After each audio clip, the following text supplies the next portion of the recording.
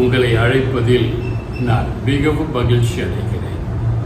இன்று நாம் பார்க்க போகும் தேவனுடைய வசனம், ஆண்டவரின் கைக்குள், ஆண்டவரின் கைகளில் நிழலில் நீங்கள் இருக்கிறீர்களா என்ற தலைப்பின் கீழ் செய்திகளை பார்க்க போகிறோம்.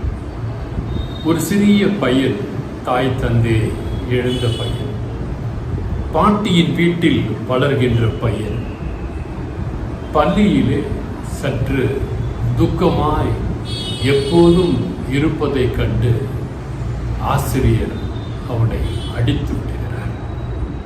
ஏன் சரியா பேச மாட்டேங்கிற, ஏன் அப்படி பண்ற, நடிக்கிறார். அடிக்கும் பொழுது அவன் அழுகிறான், பேச விருப்பப்படுவதில்லை. அவனை கொண்டு போய் தலைமை ஆசிரியரிடத்தில்